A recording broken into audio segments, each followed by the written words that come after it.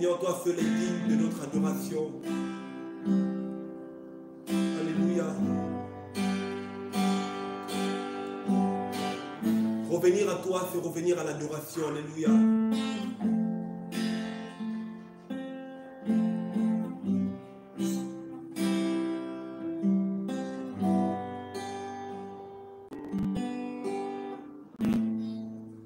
Oh, alléluia, Père, que ton règne vienne. J'entends les gens chanter et je vois les saints danser. J'entends les anges chanter. Ils disent que tu es saint. J'entends les anges chanter et je vois les saints danser. J'entends les anges chanter.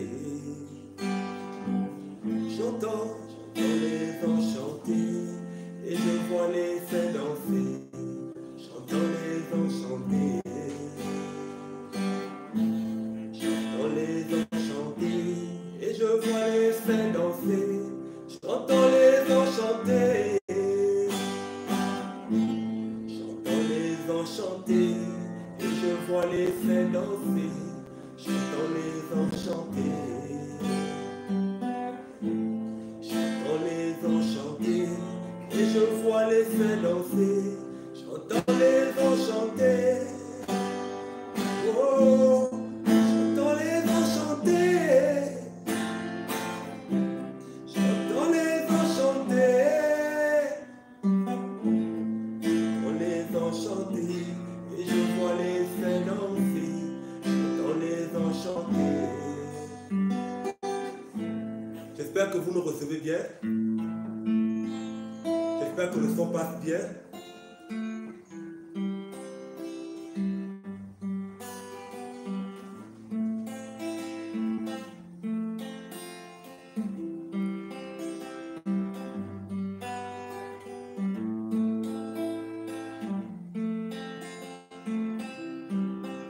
Père, nous voulons t'adorer.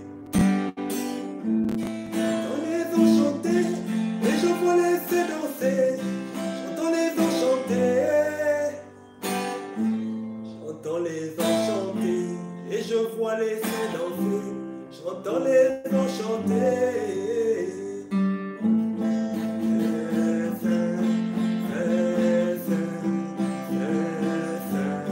Ils disent que tu es saint.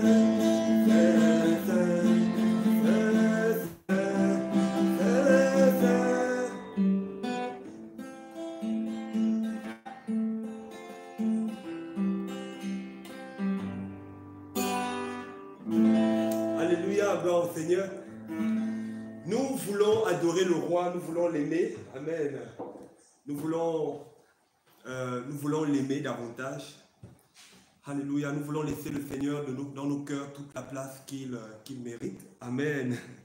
Bonsoir à tous, bonsoir à ceux qui viennent à peine de se connecter. Donc je disais tout à l'heure que vous êtes sur votre émission Retour à la parole. Donc c'est une émission interactive aussi, vous pouvez participer dans le chat, vous pouvez participer en envoyant des messages, tout simplement, voilà. Donc comme vous l'avez peut-être remarqué, ce soir nous voulons parler d'un sujet particulier. Effectivement, depuis un moment, le Seigneur permet que de plus en plus on partage sur l'espérance des enfants du Seigneur. Effectivement, le thème ce soir, c'est l'espérance des saints. Le thème que le Seigneur m'a mis à cœur de partager avec son ecclésia, c'est vraiment l'espérance des saints. On se rend compte qu'effectivement, beaucoup avancent et en chemin perdent cette espérance, en chemin ont tendance à oublier, à négliger. Donc on aimerait davantage se le rappeler. Je me rappelle de la parole de Pierre qui dit que tout le temps qu'il était dans cette tente, il n'allait jamais cesser de rappeler aux enfants du Seigneur les mêmes choses parce que pour eux cela est salutaire. Donc pour nous, lorsque la parole du Seigneur nous est rappelée jour après jour, je ne sais pas si le son est bon, je ne sais pas si le son est bon, je n'ai pas de retour ici. Donc, lorsque le Seigneur nous rappelle sa parole jour après jour, c'est vraiment parce qu'il ne veut pas nous perdre, c'est vraiment parce qu'il veut nous gagner. Alléluia, gloire au Seigneur. Amen. Ok, merci mon frère Innové. Gloire au Seigneur. Amen. Amen. Effectivement, saint, le Seigneur est saint. Il dit que tu es saint. Amen.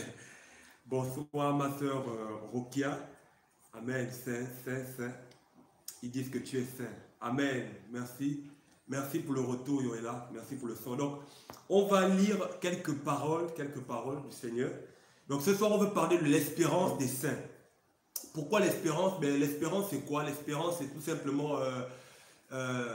ce sont des promesses. Quand on parle d'espérance, en résumé, les questions des promesses ou encore des promesses à venir, des promesses, des choses, en tout cas, ce sont des choses que le Seigneur a préparées pour nous en tant qu'enfants du Seigneur. Les promesses, il est question, quand on parle de l'espérance, il est question des promesses.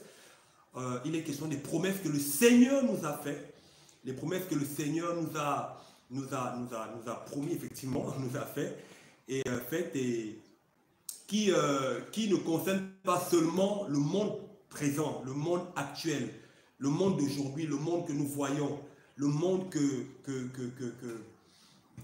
nous connaissons, parce qu'effectivement, on a tendance à ne croire qu'à ce que... On a tendance à ne croire qu'à ce qu'on voit.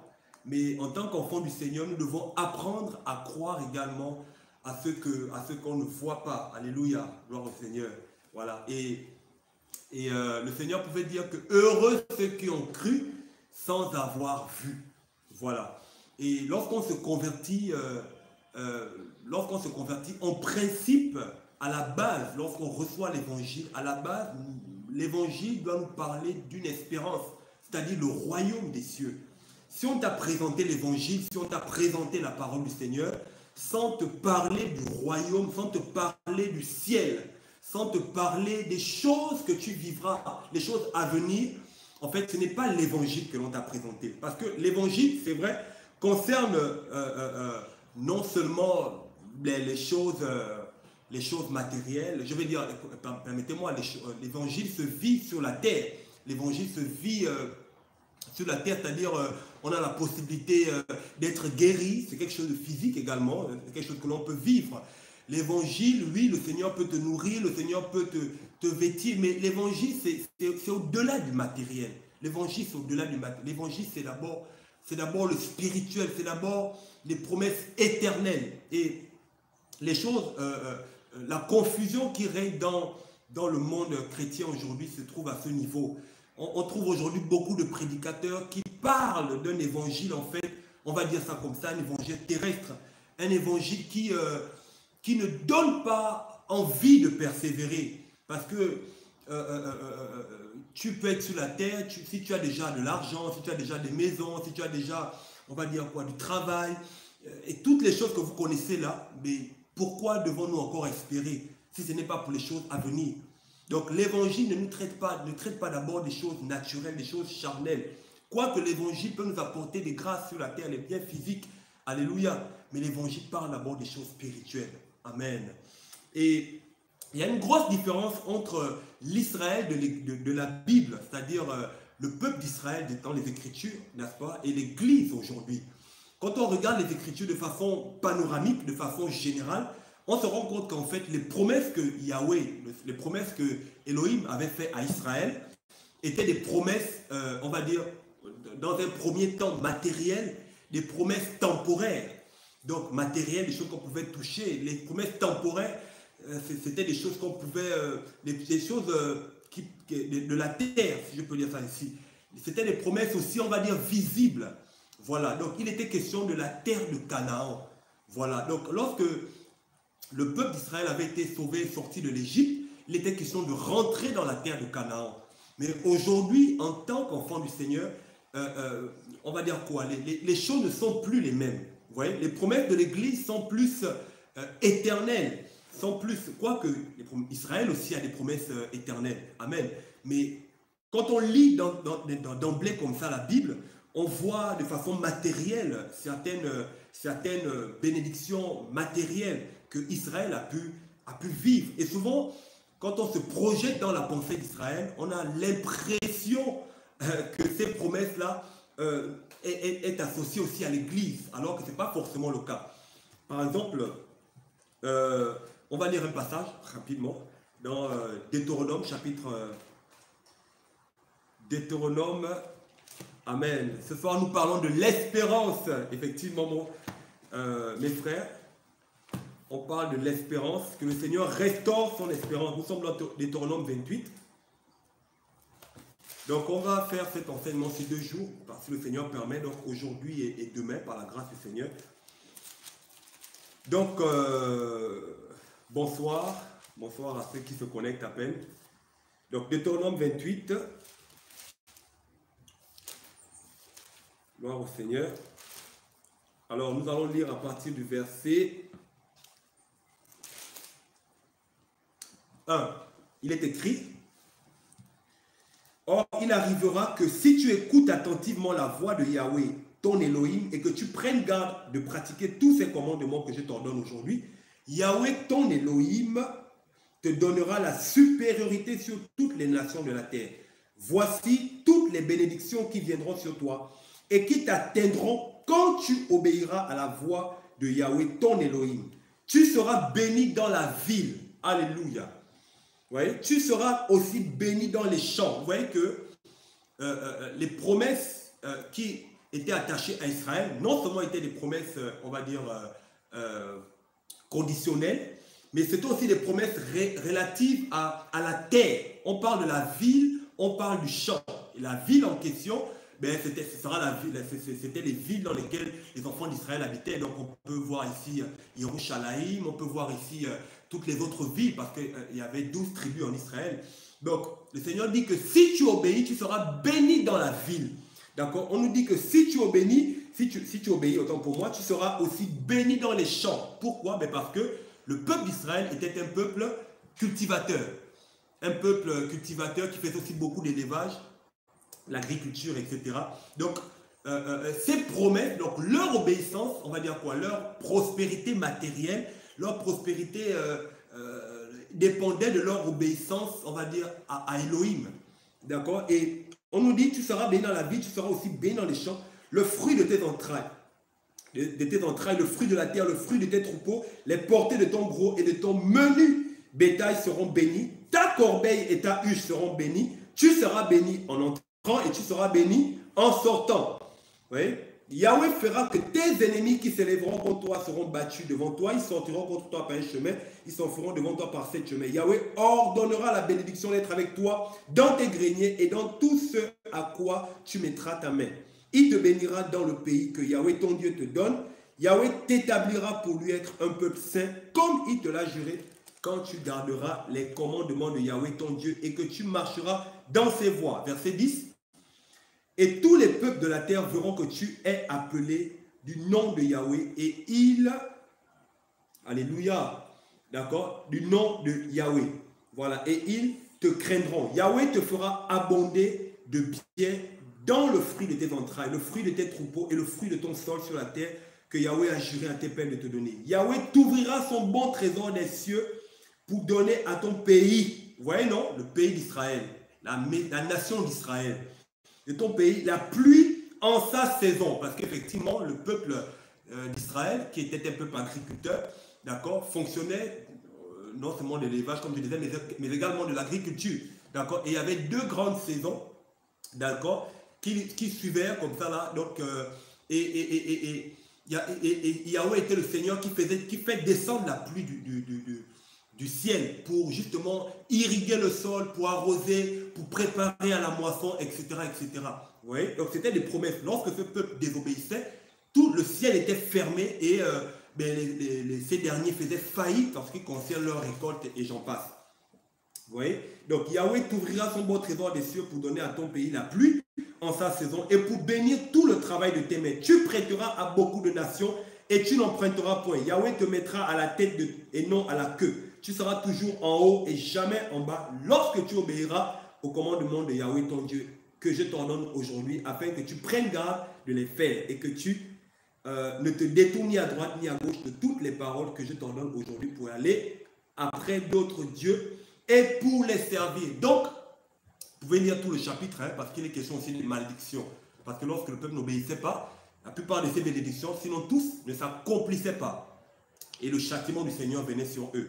Donc, justement, frères et sœurs, lorsqu'on parle de l'espérance, d'accord, des décès, d'accord, les saints ici, déjà il y a Israël. Il y a Israël qui, même si on sait que Israël déjà n'est pas, la nation d'Israël à la base était considérée comme le peuple racheté par le Seigneur pour être ses saints. D'accord? Mais malheureusement, ils sont tombés dans l'incrédulité. Le Seigneur a choisi des individus, en l'occurrence des rois, des patriarches, à l'exemple d'Abraham, d'Isaac, de Jacob, toutes ces personnes qui ont servi le Seigneur dans le temps et qui ont été fidèles jusqu'à la fin. Ces personnes constituent aussi le groupe des saints, d'accord, dont parlent les Écritures. D'accord? Et il y a un autre groupe également de saints, mais là c'est l'Église. L'Église qui est composée, d'accord, des Juifs, donc, ou encore de ceux qui ont cru en Yahushua, qui étaient dans la nation d'Israël, ou qui sont israélites, d'accord, mais aussi des peuples, des nations, donc que nous sommes. Donc c'est ces deux groupes-là de personnes qui font l'Église. C'est ce qu'on voit dans Éphésiens chapitre 2 là-bas. Le Seigneur dit, il a brisé le mur de l'inimitié et des deux, il en a fait un seul corps. Donc l'Église, ce sont les saints de Yahweh également. Donc à part l'Église, je me répète, il y a également tous ceux qui ont cru, les justes de la première alliance, tous ceux qui ont cru et qui sont morts dans la foi. D'accord? Mais à la base, il y avait la nation d'Israël. Mais malheureusement, la nation d'Israël n'a pas obéi jusqu'à la fin. Malheureusement. Donc aujourd'hui, lorsqu'on parle de l'espérance des saints, il est question déjà de l'espérance, d'accord, de l'Église. Il est question de l'espérance de l'Église parce que nous sommes à l'âge de l'Église. Nous sommes à l'âge de la grâce, l'âge de l'Église. D'accord? Et cette espérance ne concerne pas d'abord la nation d'Israël. Parce que elle, à l'époque, d'accord, leur espérance, on va dire, à l'époque où ils ont reçu l'appel pour sortir de l'Égypte, c'était d'abord de rentrer dans la terre promise. Il est question ici de Canaan.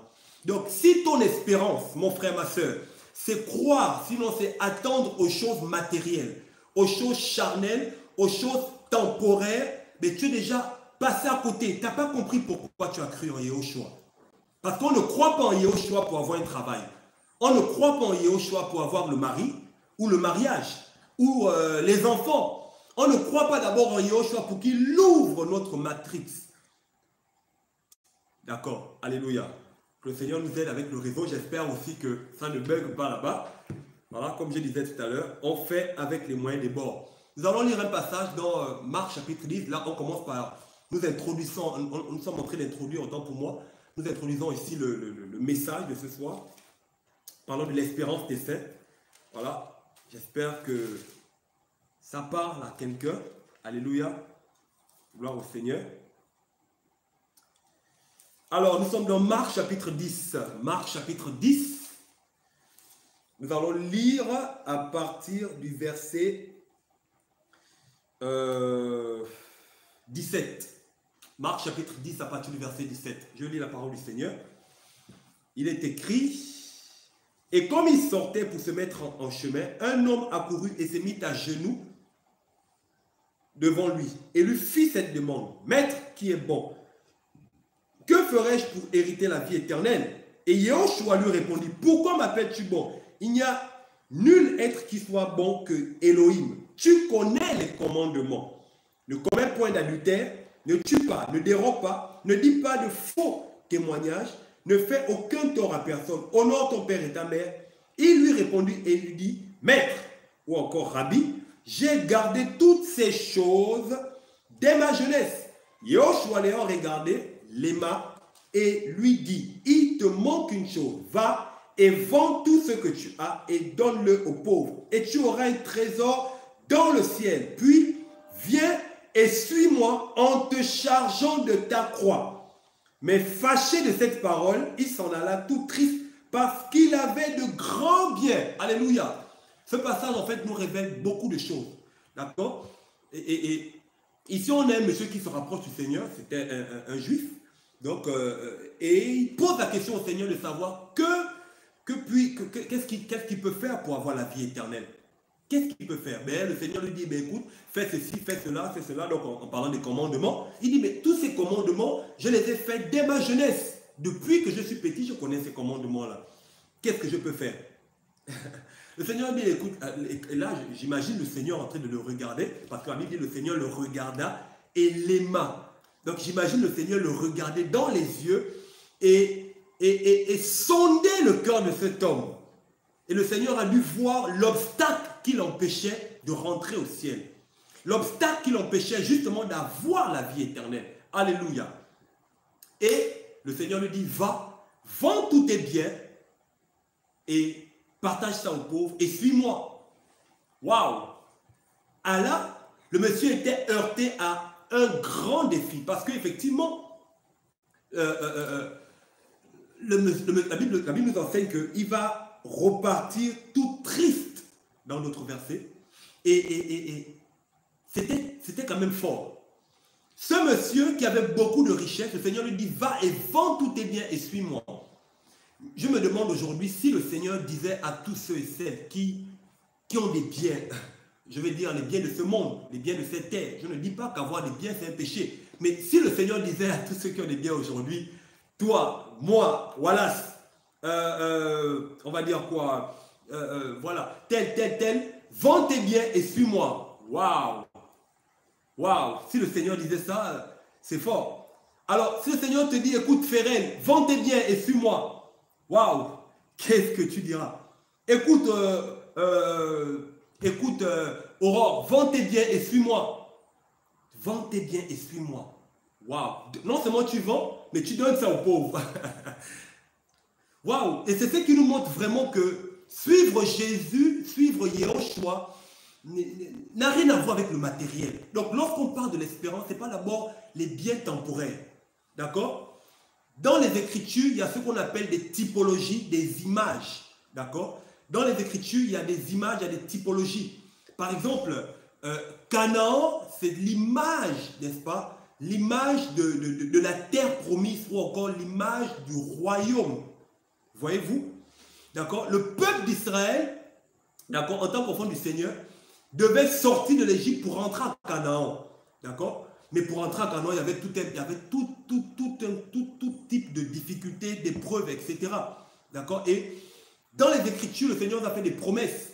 D'accord? Mais si nous, on reste figé sur Israël, on passe à côté. J'écoute beaucoup de chrétiens aujourd'hui dire le Seigneur qui a béni Joseph ou encore Joseph, le Seigneur qui a donné à Joseph d'être premier ministre de l'Égypte, pourquoi ne nous rendra-t-il pas pourquoi ne nous donnera-t-il pas la domination? J'écoute beaucoup de chrétiens, malheureusement, dans beaucoup de systèmes religieux, on va dire ça comme ça, qui croient que être chrétien, c'est, on va dire, c'est réussir sur le plan social. Pas forcément, mes amis, frères et sœurs. Pas forcément. Et j'écoute beaucoup de chrétiens qui se disent que suivre Yeshua, d'accord, c'est avoir des grands biens. C'est parce que beaucoup vont à l'école, ils font l'école, ils font des études, d'autres la licence, le master, doctorat, 7 ans d'université. Et imagine-toi, tu arrives, tu passes ta licence ou tu passes ton master 1 ou je ne sais pas. Le Seigneur te dit, écoute, tout ce que tu as appris depuis le pré-primaire, le primaire, le secondaire, mets ça de côté, mets tes diplômes de côté et suis-moi. Suis-moi. Ça veut dire, le Seigneur te donne une nouvelle directive. Parce que c'est lui qui est devant. Toi, tu le suis. Ce n'est pas toi qui est devant. C'est lui qui est devant. Et si le Seigneur prend un chemin qui est différent du tien, tu dois quand même le suivre. Alléluia. Et quand le Seigneur avance, quand le Seigneur marche, ben, c'est pour t'amener où? C'est pour te conduire où? C'est ça qu'on doit se poser comme question. Mais quand le Seigneur nous conduit, quand le Seigneur marche avec nous, quand le Seigneur nous amène, ben, c'est pour nous amener dans le royaume des cieux. Tout simplement. Et le monsieur qui est venu voir Yeshua avait compris que Yeshua était venu annoncer le royaume. Il était venu annoncer le ciel. Il était venu annoncer d'accord, la vie éternelle. Alléluia. Parce qu'il va dire, que faire pour avoir la vie éternelle? Parce que lorsque Yeshua prêchait, lorsqu'on lit Matthieu chapitre 4 par exemple, verset 17, on nous dit que lorsque Yeshua a commencé à prêcher, il a dit, répentez-vous car le royaume des cieux est proche ou arrive. Donc, pour entrer dans le royaume, il faut la repentance. Alléluia. Et on va lire la suite, avant de continuer. Verset 23, il est écrit, alors Yeshua, ayant regardé autour de lui, lui dit à ses disciples, qu'il est difficile à ceux qui ont des richesses d'entrer dans le royaume d'Élohim. Et ses disciples furent étonnés de ces paroles. Mais Yeshua, reprenant la parole, leur dit, mes enfants. Alléluia. Là, Yahushua parle en tant que père. Alléluia. En tant que propriétaire du royaume. Il dit mes enfants. Amen. Mes enfants, j'écoute le père aujourd'hui me dire, voilà mon enfant. Alléluia. Qu'il est difficile à ceux qui se confient. Donc vous voyez que ce n'est pas un péché d'avoir ces richesses, mais c'est se confier en elles. C'est les amasser malheureusement pour en faire dans notre cœur une espérance. Parce que pour beaucoup, la richesse, l'argent, le travail, c'est leur espérance. La Bible dit que le riche, dans les proverbes, il est écrit que le riche se forge, la richesse du riche est comme une tour pour lui. Et il se confie à l'intérieur. Alléluia. Alors que la Bible nous enseigne que le nom de Yahweh est une tour forte pour le juste, pour les enfants du Seigneur, et le juste s'y réfugie. D'accord? Mais quel contraste! Ceux qui se confient dans leur richesse, malheureusement, ne cessent d'amasser, amasser, d'accord, et se cacher à l'intérieur. Et quand on parle de richesse, c'est vrai, il est question déjà de biens matériels, la terre, les terres et toutes ces choses, mais les richesses peuvent être beaucoup d'autres choses, d'accord? On le verra tout à l'heure. Et ceux qui se confient en des richesses, d'entrer dans le royaume d'Élohim. Il est plus facile à un chameau de passer par le trou d'une aiguille qu'à un riche d'entrer dans le royaume des cieux. Alléluia. Les disciples furent encore plus étonnés et ils se dirent les uns aux autres, et qui peut être sauvé? Yahushua les ayant regardé leur dit, cela est impossible quant aux hommes, mais non pas quant à Elohim, car toutes choses sont possibles à Elohim. Verset 28, alors Pétros se mit à lui dire, voici, nous avons tout quitté et nous t'avons suivi. Et Yahushua répondit disant, je vous le dis en vérité, il n'est personne qui, ayant quitté pour l'amour de moi et de l'évangile, sa maison, alléluia, ou ses frères, ou ses sœurs, ou son père, ou sa mère, ou sa femme, ou ses enfants, ou ses terres, ne reçoivent au centuple présentement, dans ce temps-ci, des maisons, des frères, des sœurs, des mères, des enfants et des terres avec des persécutions. Alléluia. Et dans le siècle à venir, la vie éternelle. Mais plusieurs des premiers seront les derniers et plusieurs des derniers seront les premiers. Alléluia. Cette parole est forte. Pourquoi Pierre était choqué? Parce que justement, pour l'Israélite lambda, avoir des richesses, avoir des moyens matériels, c'était la preuve qui authentifiait même que Yahushua ou encore Elohim, d'accord? Parce que Elohim qui était avec les Hébreux, c'est Yahushua, pour votre information, je crois qu'on le sait déjà. Amen, gloire au Seigneur. Amen. Donc, pour eux, avoir les richesses, avoir de l'argent, avoir les moyens, c'était la preuve même que le Seigneur était avec eux. La preuve même que le Seigneur était avec eux. Vous voyez? Du coup, quand le Seigneur dit à ce monsieur riche, va vendre tes biens et suis-moi, mais ils sont choqués parce qu'ils se disent, mais comment? Attends, on ne comprend plus rien. Attends, mais il est écrit en d'autres termes, hein, quand Pierre se posait des questions, c'est comme s'il se disait dans son cœur, mais il est écrit dans le Deutéronome que si tu as des biens, en gros, si tu obéis à Yahweh, si tu obéis à la loi, comme le monsieur là le faisait, mais tu auras les biens, les terres, tes champs vont prospérer, etc. C'est la preuve même que le Seigneur t'agrée. Mais comment toi, le Seigneur, tu dis encore à cet homme, va vendre tes biens, pourtant il obéit à la parole, et pourtant il obéit au commandement. Mais ce monsieur, les richesses, les terres et les biens qu'il avait étaient devenus dans son cœur une idole. Et il avait perdu de vue l'espérance, par excellence. Il avait perdu de vue l'espérance pour lequel le maître les avait appelés, pour lequel le maître est mort à la croix. Alléluia. Pour lequel Yahweh était venu. D'accord? Et avait sorti le peuple de la main de Pharaon pour Canaan. Ces richesses que le Seigneur donnait à Israël n'étaient que des choses temporaires. Parce qu'à la longue, on va le voir tout à l'heure, il y avait des choses plus glorieuses que ça. Le Seigneur, en fait, voulait les amener à l'aimer lui, mais beaucoup plus que les choses qu'il les donnait. D'accord? C'était un peu comme, permettez-moi l'expression, j'ai envie de parler ainsi, c'était un peu comme des stimuli.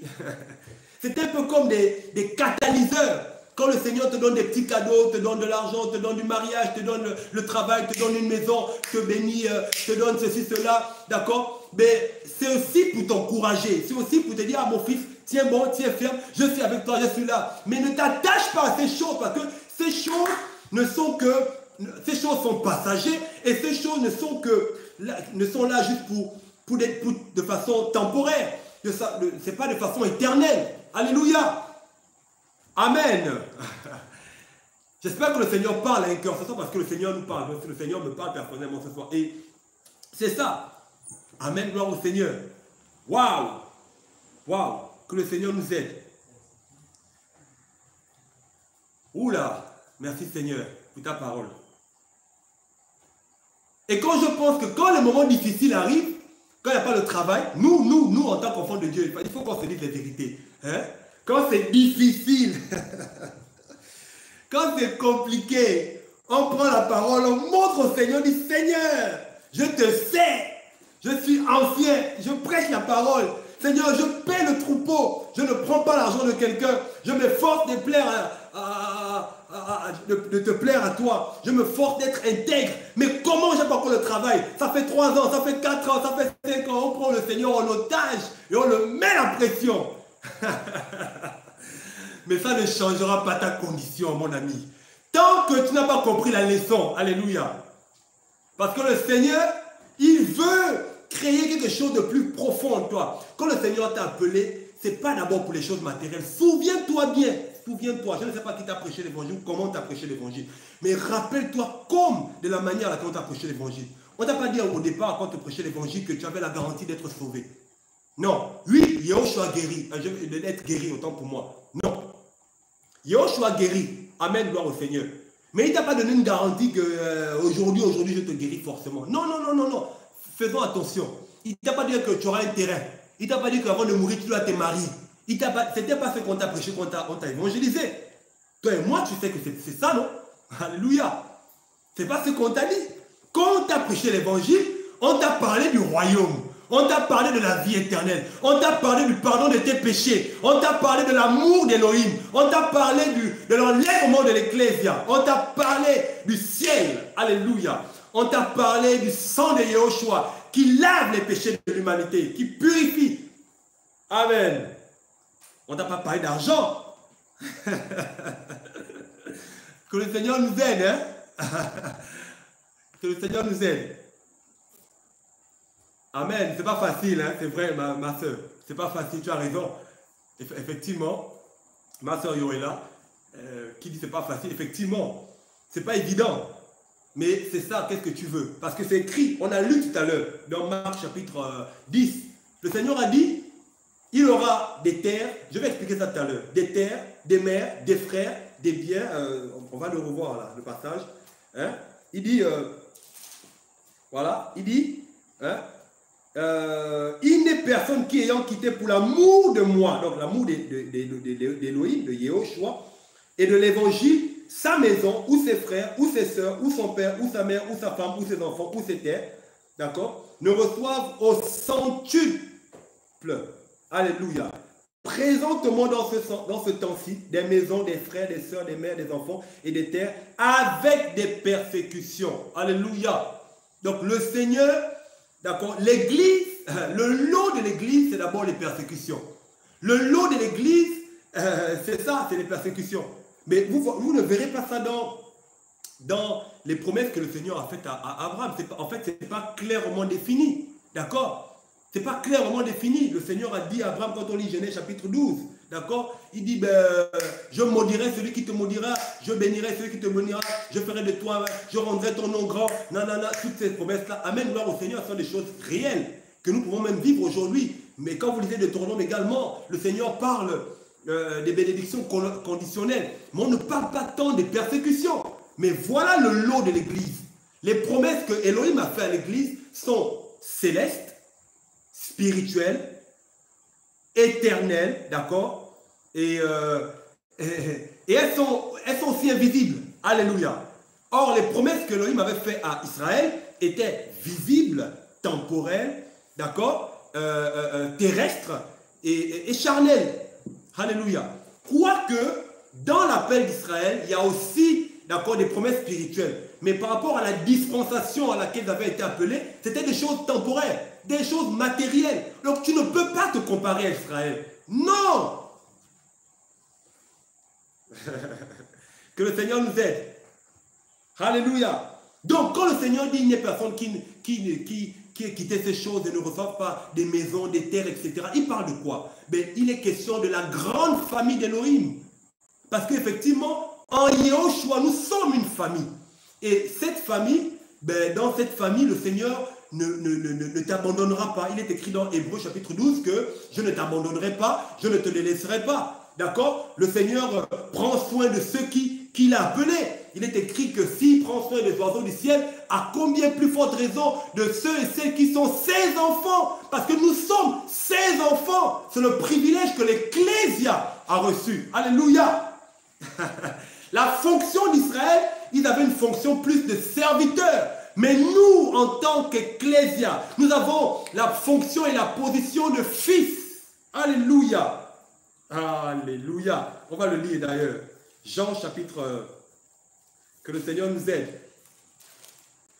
Waouh. On ne doit pas oublier pourquoi nous avons été appelés. On va voir pendant ces 2 jours l'espérance de l'Ecclésia. Donc Jean chapitre 15. Merci Seigneur. On va lire... Enfin, je vais lire à partir du verset... je crois que c'est Jean 15.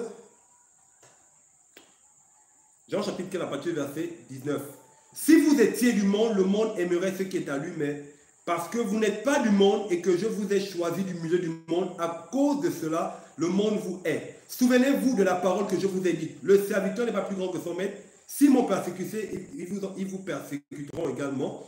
S'ils ont gardé ma parole, ils garderont aussi la vôtre. Attendez, je cherche le passage, excusez-moi. Donc, oh là là, Seigneur, aide-nous. Merci Seigneur. Donc, je vais le citer ainsi parce qu'il est un peu, je vais le trouver peut-être plus tard. Le passage dit, c'est Yehoshua qui parle, il parle à ses serviteurs, il parle à ses disciples. Il leur dit clairement que dans la maison de l'esclave ne demeure pas toujours, mais le fils demeure toujours. Alléluia.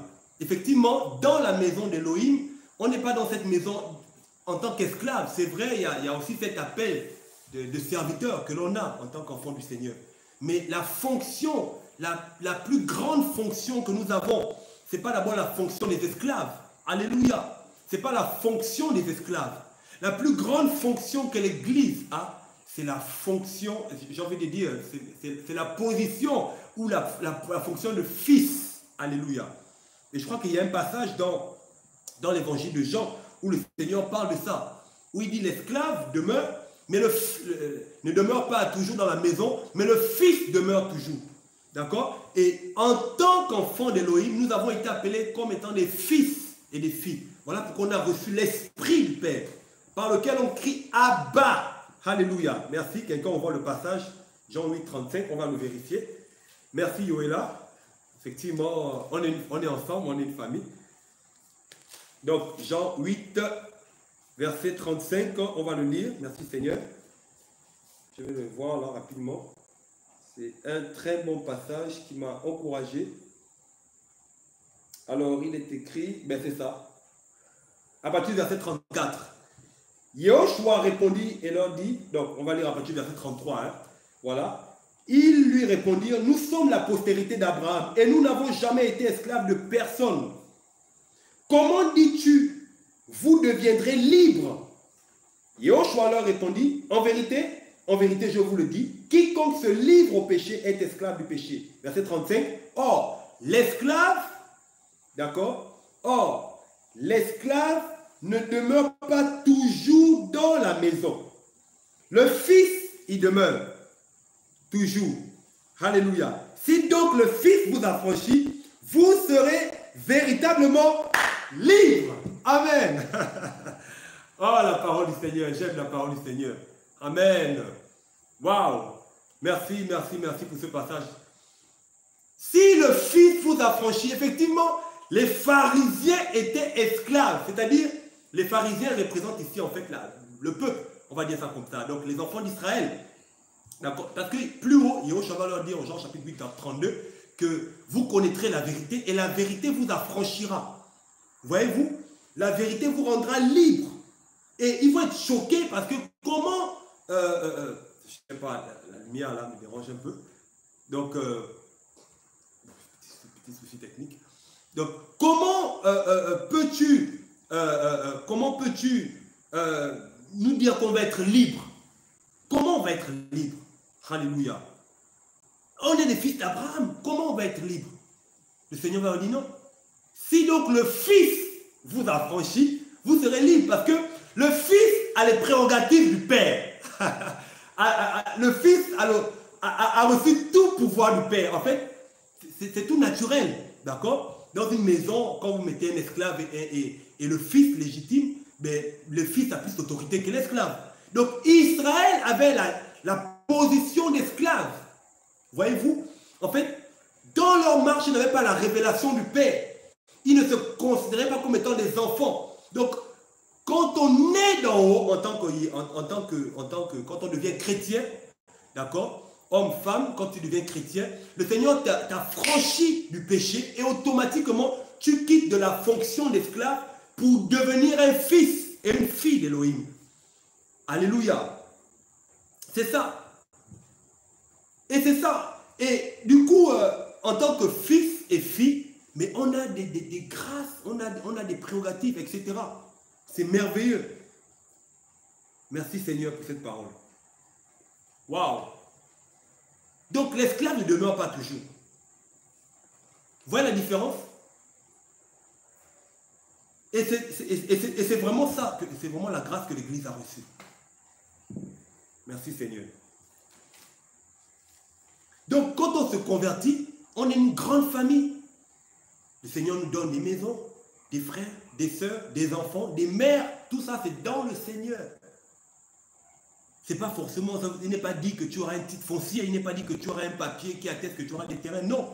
Mais le Seigneur te donne ça parce que nous sommes une famille.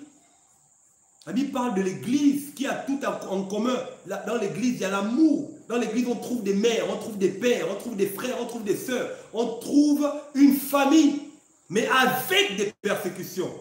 Alléluia. Voilà pourquoi il est écrit dans Timothée, je crois que c'est 1 Timothée chapitre 3, je peux me tromper, on va vérifier ça, où il est écrit que tous ceux qui... ouais, effectivement, c'est aussi écrit dans Jean 15. Tous ceux qui vivent pieusement en Yahushua seront persécutés. Donc les persécutions font partie de la marche chrétienne. Voilà pourquoi, d'accord, si tu as des persécutions, si tu as des combats, si tu as des épreuves et que tu es dans la sanctification, n'est-ce pas, tu dois te réjouir. Tu ne dois pas baisser les bras parce que tu n'as pas été appelé d'abord pour les choses matérielles, les choses temporelles, les choses charnelles. Alléluia. Mais tu as été appelé pour les choses spirituelles. Amen. Les choses spirituelles. Et quelles sont ces choses spirituelles? On va le lire. Colossiens chapitre 1. On va lire un passage dans Colossiens chapitre 1. Merci Seigneur. Le Seigneur me rappelle tous ces passages-là.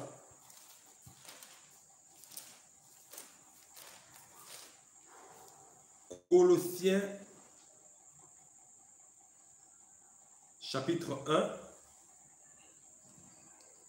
À partir du verset 12.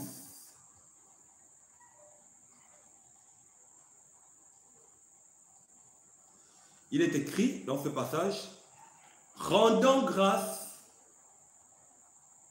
au Père qui nous a rendus capables d'avoir part au lot des saints dans la lumière, qui nous a délivrés de l'autorité de la ténèbre et nous a transportés dans le royaume du Fils de son amour, en qui nous avons la rédemption par le moyen de son sang, le pardon des péchés. Et ça, c'est la parole du Seigneur. La Bible nous dit clairement que nous rendons gloire et grâce au Père parce qu'il nous a délivrés de la puissance, n'est-ce pas, de Satan, d'accord, qui est défini ici comme étant la ténèbre ou les ténèbres, Et il nous a transportés dans le royaume de son Fils. Donc, en tant qu'enfant d'Élohim, notre position, c'est le ciel.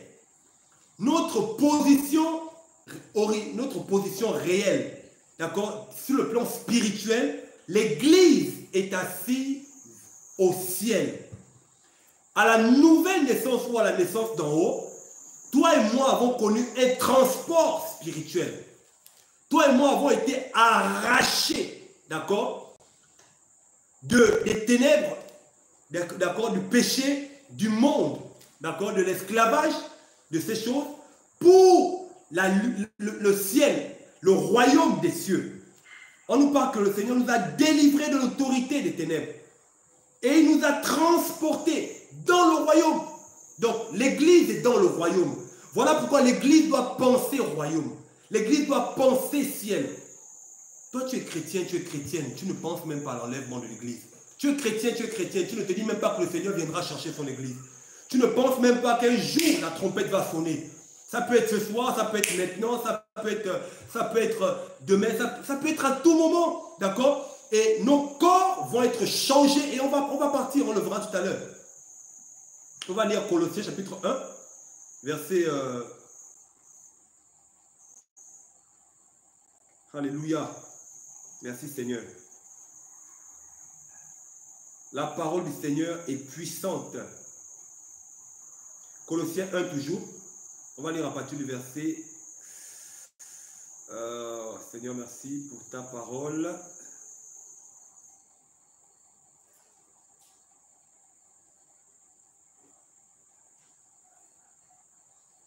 Waouh. On va lire. Nous sommes bénis de toutes sortes de bénédictions. Je crois que c'est Colossiens. Oh, quand ce passage-là m'échappe là comme ça. Dans les lieux célestes. Colossiens chapitre 1. Ouais. Il est écrit, je crois que c'est Colossiens 1. Il est écrit que le Seigneur nous a bénis de toutes sortes de bénédictions, d'accord, dans les lieux célestes. On va lire à partir du verset 3. Nous rendons grâce à Elohim, qui est le Père de notre Seigneur Yeshua Mashiach, et nous prions toujours pour vous, ayant entendu parler de votre foi en Yeshua Mashiach, d'accord, votre charité envers tous les saints, à cause de l'espérance des biens qui sont réservés dans les cieux et dont vous avez eu précédemment connaissance par la parole de la vérité, c'est-à-dire par l'évangile qui est parvenu jusqu'à vous, comme il l'est aussi dans le monde entier. Et il porte des fruits, comme aussi parmi vous, depuis le jour où vous avez entendu parler, d'accord? Entendu parler, c'est où là? Depuis le jour où vous avez entendu parler de la entendu et connu la grâce de Dieu dans la vérité. Amen. Donc, avant de lire le passage dont je citais tout à l'heure là, je crois qu'il est dans Éphésiens. Ce passage est quand même assez profond. On nous dit qu'il y a une espérance et il y a des biens qui nous sont réservés dans le ciel.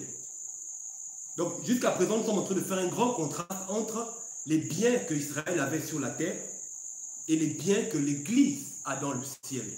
Alléluia. Il faut bien suivre. C'est deux choses différentes. Voilà pourquoi on ne peut pas impérativement être riche comme Abraham. Voilà pourquoi on ne peut pas impérativement avoir des millions ou encore beaucoup de biens comme Joseph ou comme Isaac. Alléluia. Voilà pourquoi on ne peut pas impérativement être comme certains patriarches qui avaient beaucoup de terres. Voilà pourquoi dans l'église, tout le monde n'a pas forcément, on va dire ça comme ça, de l'argent ou des moyens. Parce que, excusez-moi de parler beaucoup du matériel, mais il y a trop d'hommes et de femmes qui croient et qui pensent que servir le Seigneur, ben, c'est avoir le matériel. On nous dit bien qu'il y a des biens, alléluia, c'est quand même assez fort, à cause de l'espérance des biens qui vous sont réservés dans les cieux et dont vous avez eu précédemment connaissance par la parole de la vérité. Donc, lorsque les Colossiens avaient reçu la vérité, on leur a parlé des biens qui sont qui est dans le ciel. qui sont dans le ciel. Alléluia. Et on va lire Éphésiens, je crois, sur le chapitre 1, verset 3. C'est pas évident. Gloire au Seigneur. Merci pour ceux et celles qui participent avec nous. Merci, merci, merci. C'est pas évident de partager l'évangile.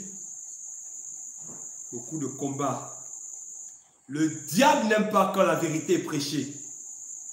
Béni soit l'Élohim et Père de notre Seigneur Yehoshua le Mashiach, qui nous a bénis de toute bénédiction spirituelle. Nous sommes dans Éphésiens 1:3. Toute bénédiction spirituelle dans les lieux célestes. En Mashiach. Alléluia. Gloire au Seigneur. Amen. Waouh. Merci Seigneur. C'est beau. Il nous a élus. Il nous a choisis. De toute bénédiction. Il nous a bénis de toute bénédiction. Il nous a élus pour cela. Et ces bénédictions ne sont pas en Israël. Elles ne sont pas au Gabon ou en France. D'accord? Tu peux avoir t'exiler. Si le Seigneur ne t'attend pas là où tu es là, ça ne servira à rien. D'accord? Le Seigneur te dira, ma fille, regarde mes bénédictions. Waouh!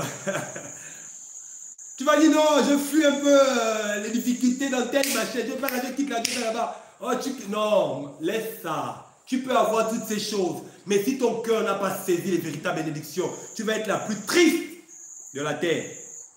Que le Seigneur nous aide. Alléluia. De toute bénédiction ou dans les lieux célestes. Donc, on a une information ici, c'est que dans le ciel, il y a des choses qui nous attendent. Waouh! Et pourtant, on est sur la terre. Déjà, sur la terre, on vit dans une certaine gloire, cette gloire, c'est quoi? C'est le pardon des péchés. Cette espérance déjà se manifeste sur la terre. Par le pardon des péchés, par la vie éternelle que nous avons, d'accord? Par le Saint-Esprit, alléluia, qui nous donne les arts du ciel, les arts du cœur du Seigneur. On nous parle des arts de l'esprit qu'on a reçus, ça veut dire les prémices, n'est-ce pas, du royaume. On vit déjà les prémices du royaume, on vit les prémices, d'accord, de la gloire du Seigneur étant sur la terre. Mais on nous dit ici que dans le ciel, il y a des bénédictions qui nous attendent, frères et sœurs. Ce n'est pas d'abord les humeurs, les grands véhicules, non, on va le voir. Alléluia. La plus grande bénédiction qui nous attend dans le ciel, frères et sœurs, c'est le royaume, c'est le Seigneur Yehoshua Mashiach lui-même. Parce que d'ailleurs, sans le Seigneur Yehoshua Mashiach, le royaume n'a pas de valeur. Alléluia. Amen. Sans Yeshua Mashiach, le royaume lui-même n'a pas de valeur. Il est la valeur du royaume. Il est la valeur ajoutée du royaume. C'est-à-dire, sans lui, le royaume n'a pas de valeur. Sans lui, il n'y a pas de classe, il n'y a pas de raison d'être au ciel. Alléluia. Merci Seigneur pour ta parole. Alléluia. Waouh, c'est merveilleux. Bénissons le Seigneur parce qu'il nous a bénis de toutes sortes de bénédictions. Pas charnelles comme Israël. Pas des bénédictions temporelles comme Israël. Pas des bénédictions matérielles, visibles comme l'homme riche qui est venu voir le Seigneur. Non, des bénédictions spirituelles. Voilà pourquoi Pierre était choqué. Il était renversé. Voilà pourquoi le Seigneur va dire qu'il est difficile à ceux qui ont des richesses de rentrer dans le royaume des cieux. Ceux qui se confient à ces richesses. Ceux qui s'attachent à ces richesses. Maintenant, le Seigneur est libre. Il fait comme il veut. Il peut te donner, il peut me donner, il peut nous donner. Alléluia. Et nous prions que le Seigneur nous fasse grâce. Nous tous. Qui ne voudrait pas que le Seigneur nous fasse grâce? Nous tous. Moi le premier. Alléluia. Gloire au Seigneur. Mais nous ne voulons pas nous attacher à ces choses. Amen. Gloire au Seigneur. Oula. Alléluia. Que le Seigneur nous fortifie. Que le Seigneur nous garde. Gloire au Seigneur. L'espérance des saints. Cette espérance, donc nous sommes déjà en train de voir ce que cette espérance n'est pas. Cette espérance, c'est quoi? Premièrement, ben on va le voir. Parmi ces bénédictions-là, il y a quoi? Premièrement, nous sommes dans 1 Jean chapitre 1. À partir du verset, juste le verset 25. 1 Jean chapitre 1, verset 25. Il est écrit dans ce passage, et c'est ici la promesse qu'il nous a faite, à savoir La vie éternelle. Alléluia. Waouh. Donc, quelles sont les promesses qui sont attachées à nos vies? Mais c'est la vie éternelle. C'est ça. Quelles sont les promesses qui te sont réservées? Mais c'est la vie éternelle. Cette vie éternelle, nous l'avons déjà aujourd'hui. Le fait d'avoir cru en Yahushua, tu as déjà cette vie éternelle. Amen. D'accord? Mais nous allons vivre, nous allons rentrer pleinement dans cette vie éternelle lorsqu'on aura un corps glorifié. Voilà pourquoi il faut se débarrasser de tout ce qui peut nous empêcher d'aller dans le royaume des cieux. Voilà pourquoi le Seigneur peut mettre ce temps de confinement là, pour qu'on se rapproche de lui, pour nous dépouiller. C'est comme si on enlève, on déchire nos habits, on enlève l'orgueil, j'enlève, ça peut être une richesse, d'accord? Le match vu, j'enlève, ça peut être une richesse, d'accord? D'accord? L'amour du monde, j'enlève, alléluia. L'amour de l'argent, j'enlève. Toutes ces choses, on se dépouille au fur et à mesure, chaque fois, on plonge les regards vers la parole du Seigneur, amen. On plonge les regards vers les Écritures, et les Écritures nous montrent l'état de nos cœurs, et on se dépouille, et on se dépouille. 1 Jean 1,25 dit, la promesse qu'il nous a faite, c'est la vie éternelle. Et en réalité, frères et sœurs, en réalité, les patriarches, d'accord, étaient même rentrés dans certaines promesses. Ils étaient rentrés dans les promesses matérielles, ils étaient rentrés dans les promesses temporelles. Mais les Écritures nous enseignent que leur égard, leur cœur, leur espérance n'était pas seulement porté sur les choses matérielles et temporelles. Parce qu'en fait, ils avaient une telle connexion avec le Saint-Esprit, alléluia, qu'au fond de leur âme, l'Esprit du Seigneur les amenait à soupirer, non pas aux choses que leurs yeux voyaient, non pas aux choses que leurs pieds touchaient, non pas aux choses qu'ils pouvaient expérimenter, mais ça les amenait à soupirer aux choses éternelles, aux choses spirituelles, les choses d'en haut. Alléluia. Abraham espérait aux choses d'en haut. Isaac espérait aux choses d'en haut. Moïse espérait aux choses d'en haut. Alléluia. Et l'Ecclésia doit espérer aux choses d'en haut. Alléluia. Gloire au Seigneur. C'est l'heure de se dépouiller. C'est l'heure de se débarrasser de plus en plus, Parce que le Seigneur est en train de revenir. Mais parce que bientôt la trompette va sonner. Mais parce que la mort peut nous attraper à n'importe quel moment. Surtout pour nous qui sommes enfants d'Élohim. C'est notre espérance. Le monde actuellement est dans le brouhaha. Le monde est dans la confusion. Les gens sont perdus. Les gens regardent à gauche, à droite. On parle de crise économique actuelle, crise économique future. D'accord? Même cette affaire de confinement là. Mais ça, c'est vrai que c'est très utile. C'est utile pour beaucoup d'entre nous. Je veux dire, sur le plan spirituel, déjà en tant que chrétien, mais c'est aussi utile sur le plan sanitaire. D'accord? Pour se préserver de beaucoup de choses, notamment de la pandémie, de la contamination et j'en passe. D'accord? Mais ce confinement-là, pendant que nous y sommes, que ce soit au Gabon ou dans beaucoup de pays, mais il y a des personnes qui pleurent, qui crient, qui ne pleurent pas et qui ne crient pas à cause du coronavirus, mais qui pleurent et qui crient, mais c'est parce que la situation est devenue plus difficile. C'est parce que la pandémie est venue faire accélérer les souffrances. La Bible nous enseigne que la terre actuellement est en souffrance. Les souffrances. La terre est en train de gémir. La terre pleure. La terre est fatiguée, lasse.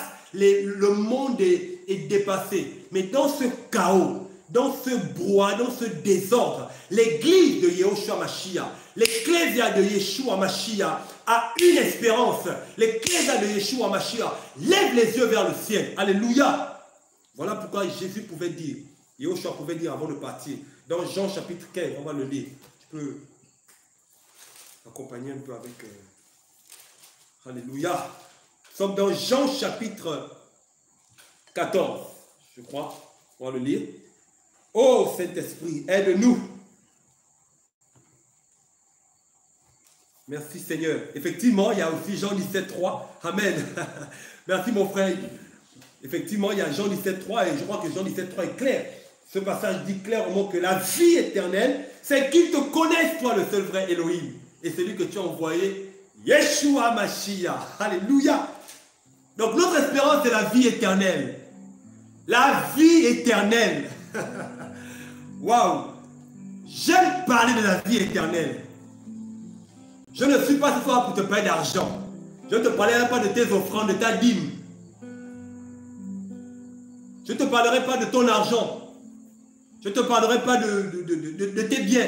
Je te parle de la vie éternelle. Je te parle des choses spirituelles. Je te parle des choses éternelles. Je te parle des choses invisibles. Je te parle des choses célestes. Je te parle des choses d'en haut. Alléluia. La vie éternelle. C'est quoi cette vie éternelle-là? Oh, c'est la félicité divine avec le Messie. Voilà pourquoi quand tu reçois le Messie dans ton cœur, la première chose que le Messie fait, c'est quoi? On va le voir. Jean 14. Il est écrit. Merci Seigneur. À partir du verset 1. Que votre cœur ne se trouble pas. Alléluia. Croyez en Elohim et croyez aussi en moi. Rien que ça. Que votre cœur ne se trouble pas. En fait, Jean 14, le Seigneur a beaucoup parlé du trouble. Et de la réponse au trouble, il a parlé de la paix. Il dit que votre cœur ne se trouble pas. Alléluia. C'est fort. Le Seigneur ne veut pas que nous soyons troublés. Il ne veut pas qu'on soit dans la confusion. Il ne veut pas qu'on soit confus. Voilà pourquoi il nous a donné le consolateur. Voilà pourquoi on a reçu le Saint-Esprit. Le verset 27, il dit, je vous laisse la paix. Je vous donne ma paix. Je ne vous la donne pas comme le monde la donne. Que votre cœur ne se trouble pas. Vous lisez le chapitre 14. Il va beaucoup parler du trouble et de la paix. Parce qu'effectivement, le monde va aller de trouble en trouble, de difficulté en difficulté, d'épreuve en épreuve, de souffrance en souffrance. Alléluia. Que ton espérance soit la vie éternelle. Que mon espérance soit la vie éternelle. Que le trouble soit ôté de ton cœur au nom de Yehoshua Mashiach. Que la peur soit ôtée de ton cœur au nom de Yehoshua Mashiach. Ne sois pas troublé. Pourquoi? Parce que le Messie t'a fait une promesse. Il dit que votre cœur ne se trouble pas. Croyez en Elohim et croyez aussi en moi. Il y a plusieurs demeures dans la maison de mon Père. Si cela n'était pas, je vous l'aurais dit, je vais vous préparer une place. Et quand je m'en serai allé et que je vous aurai préparé une place, je reviendrai. Alléluia. Dis avec moi, je reviendrai. Alléluia. Je reviendrai. Le Seigneur revient.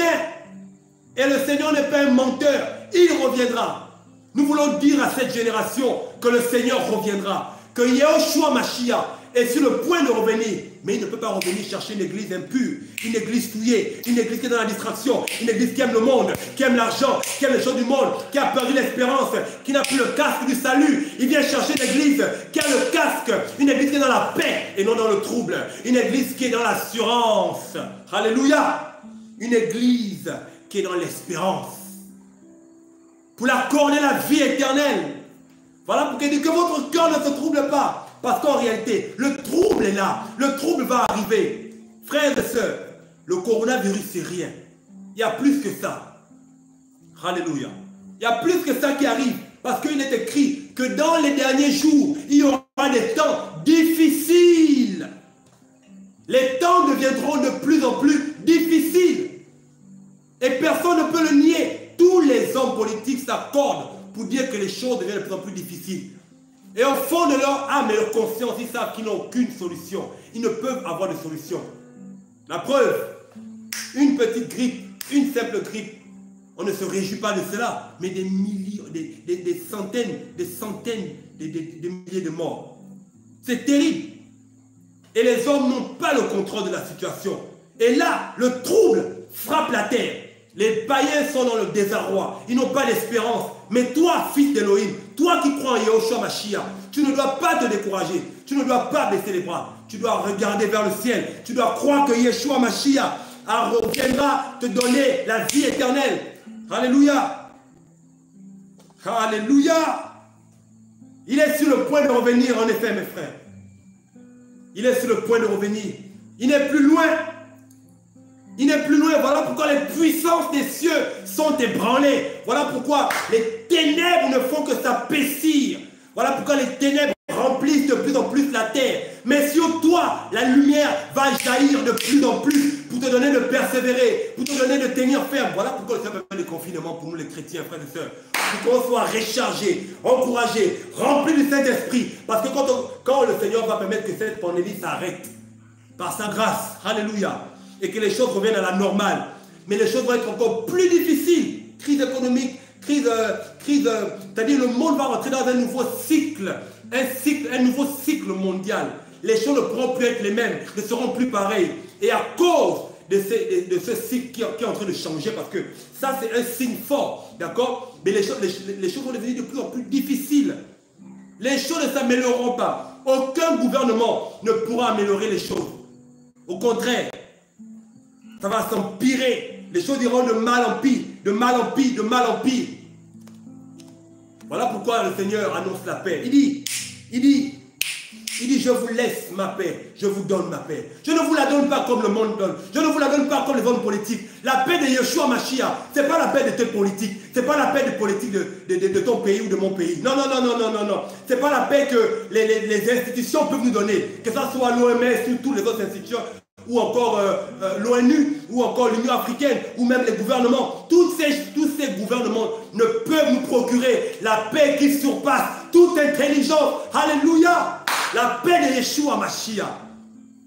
La paix qui te donne de tenir ferme, même quand il n'y a pas la nourriture. La paix qui te donne de persévérer quand tu as des difficultés. La paix qui te donne de persévérer quand les choses deviennent difficiles. Alléluia. La paix qui te donne de tenir ferme quand le péché viendra frapper à la porte de ton cœur. La paix, quand ton âge ne cessera d'avancer, ne fera qu'avancer, avancer, avancer, avancer. Et tu te poseras des questions, mais Seigneur, à quand le mariage? Le Seigneur mettra la paix dans ton cœur. Alléluia. Et là, tu te souviendras que, au fait, Yeshua n'est pas mort à la croix pour le mariage, mais il est mort à la croix pour que j'aille au ciel. Il est mort à la croix pour que je monte avec lui. Alléluia. Il dit, je vais vous préparer une place. Frères et sœurs, la place est prête. Et très bientôt, le Messie reviendra. Et l'espérance des saints, notamment de l'Église, nous en tant qu'enfants du Seigneur, c'est quoi? Cette espérance, c'est la vie éternelle. Cette espérance, c'est le royaume des cieux. Cette espérance, c'est le ciel. Que le Seigneur nous aide. Que le Seigneur nous aide. Le ciel. Le ciel.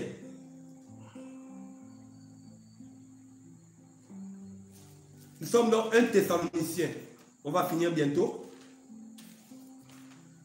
Dans une quinzaine de minutes, on va terminer. Alléluia.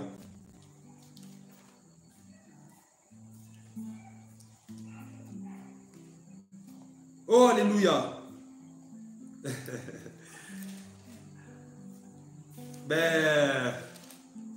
Nous voulons vous laisser avec le Seigneur.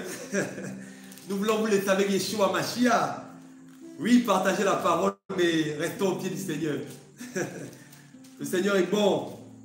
Oh, sa présence est tellement réelle. Oh, alléluia. Sa présence est tellement réelle, Seigneur. Sa présence est tellement réelle. Il est tellement bon. Il est tellement puissant. Il est tellement réel. Devant lui, tout genou fléchit et toute langue confesse sa seigneurie.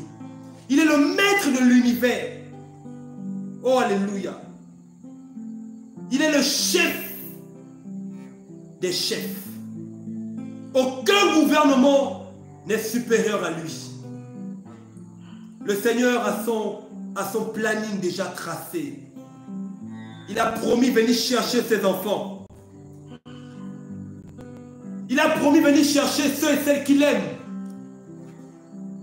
Il a promis venir chercher ceux et celles qui, alléluia, se sont attachés à sa parole. Oh, oh, oh. Hey. Seigneur, nous t'aimons.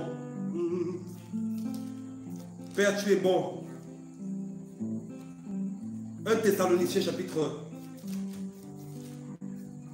4.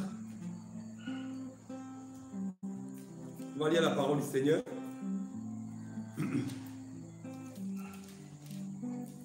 Il est écrit, à partir du verset 13.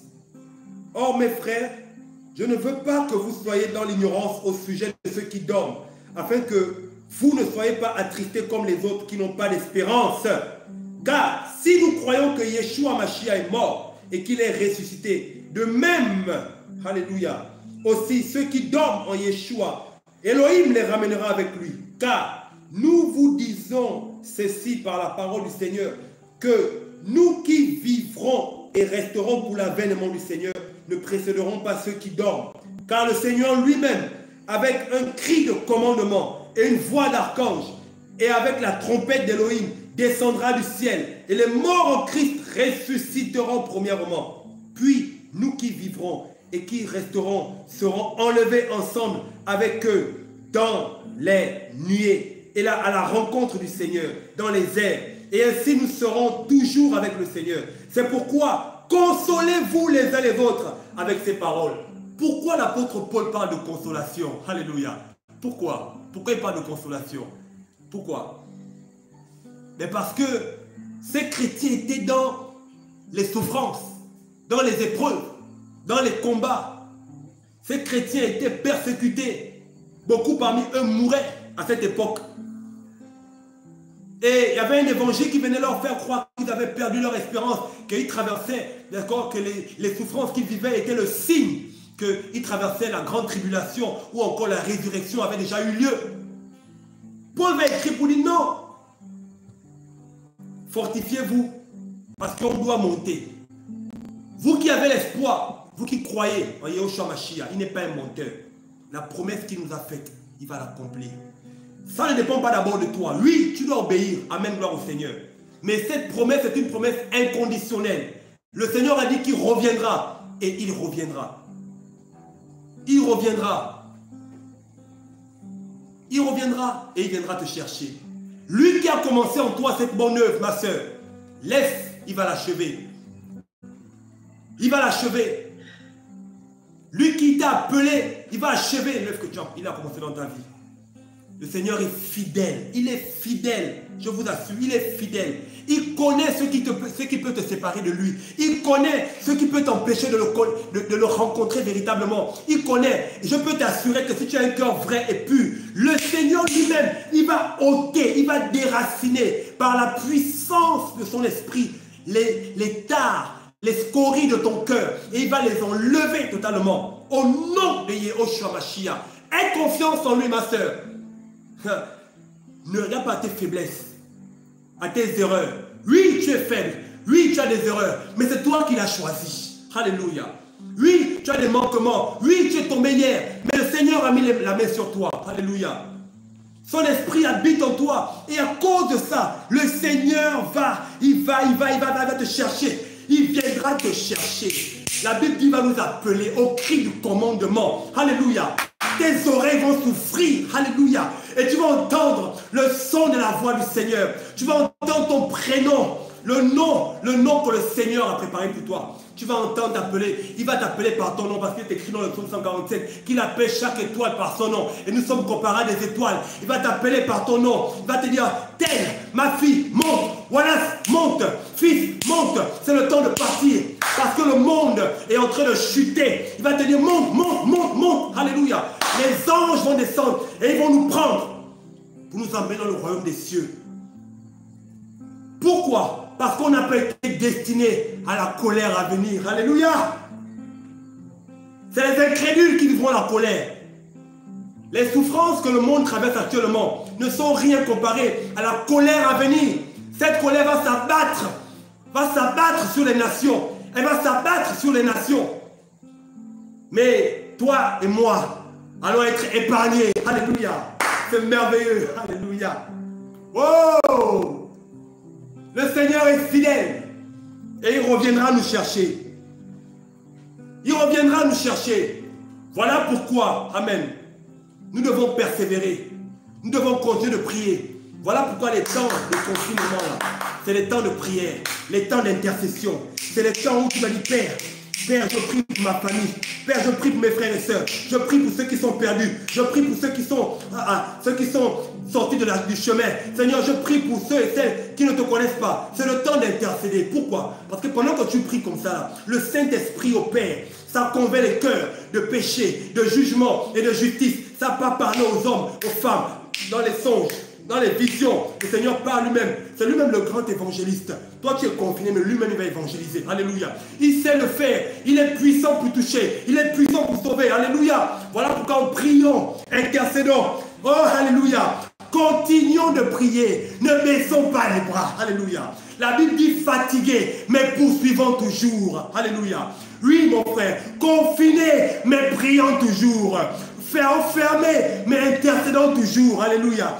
Confiné, mais toujours consacré. Alléluia. Le confinage ne t'empêchera pas de te consacrer. Au contraire, le confinage, c'est un moyen que le Seigneur te donne, à toi et à moi, de nous consacrer et de prier, d'intercéder, de le chercher. Alléluia. De le louer et de le lever, afin qu'il revienne nous chercher dans la gloire. Alléluia. Oh, alléluia. Le Seigneur est puissant et il le fera. Et je le crois. Et je m'y attends. Alléluia. Et je m'y attends. Et je m'y attends. Ecclésia. Regarde le Seigneur. Regarde le Seigneur. Je sais que c'est difficile. Je sais que les temps sont difficiles. Je sais que ce n'est pas facile. Quel espoir le lendemain nous réserve. La Bible dit, qui sait ce qu'un jour peut enfanter? Il n'est pas réservé à l'homme qui marche de diriger ses pas lui-même. C'est le Seigneur qui connaît toutes choses. Qui sait ce que le lendemain nous réserve? Toi et moi, on ne sait pas. La mort peut arriver à n'importe quel moment. Il est écrit que l'homme n'est pas le maître de son souffle. Et il n'a aucun pouvoir pour le retenir.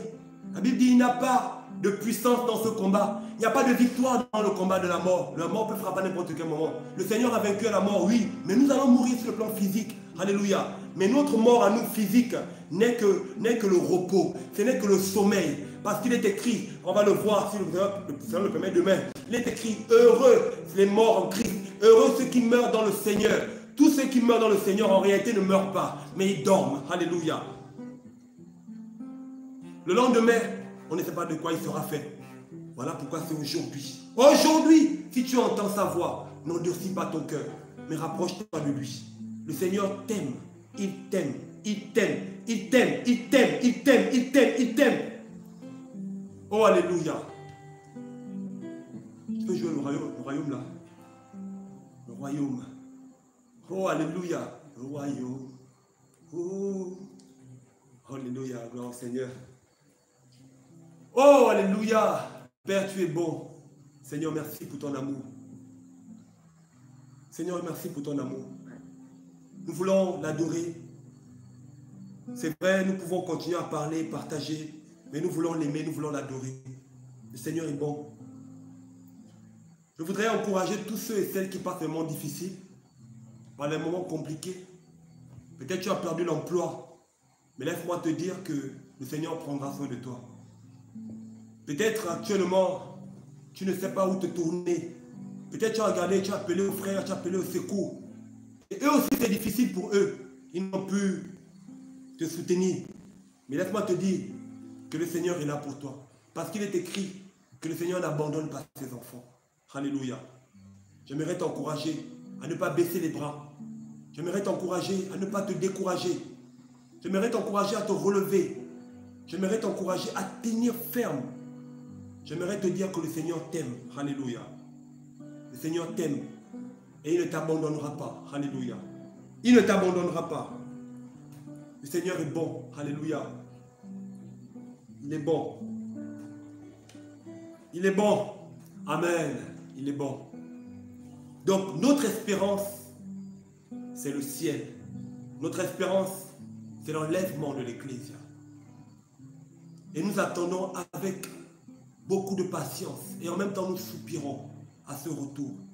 Ce retour glorieux. Ce retour glorieux. Alléluia. Nous l'attendons. Et nous savons qu'il viendra parce qu'il n'est pas un menteur. Le Seigneur n'est pas un menteur.